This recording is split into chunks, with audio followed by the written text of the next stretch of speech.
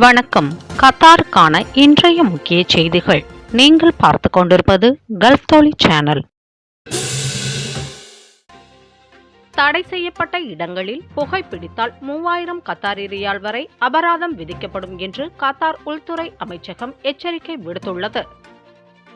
Metro வாகனங்கள் மற்றும் metro நிலையங்கள் மற்றும் அனைத்து வகையான பொது போக்குவரத்துகளிலும் புகைப்பிடிப்பது கண்டிப்பாக தடை செய்யப்பட்டுள்ளது என்பதை உள்துறை அமைச்சகம் பொதுமக்களுக்கு நினைவூட்டியுள்ளது. இதனை மீறும் எவருக்கும் 1000 கத்தாரி ரியால் முதல் 3000 கத்தாரி ரியால் வரை அபராதம் விதிக்கப்படும் என்று அது எச்சரித்துள்ளது.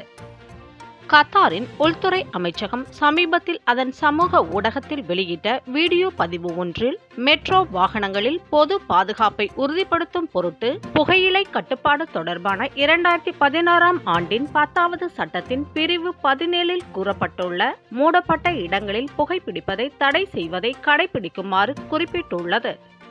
இந்த சட்டத்தின் அடிப்படையில் தடை செய்யப்பட்ட அல்லது மூடப்பட்ட பொது இடங்களில் புகைப்பிடிக்கும் அல்லது புகைப்பிடிப்பதை அனுமதிப்பவருக்கு 1000 கத்தாரி ரியால் முதல் 3000 கத்தாரி ரியால் வரை அபராதம் விதிக்கப்படும் என்று கத்தார் உள்துறை அமைச்சகம் எச்சரிக்கை விடுத்துள்ளது.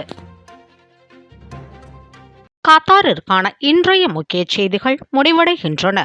தினசரி கத்தார் தகவல்கள் மற்றும் செய்திகளை தெரிந்து கொள்ள கல்ஃப் தோழி சேனலை சப்ஸ்கிரைப் செய்யுங்கள்.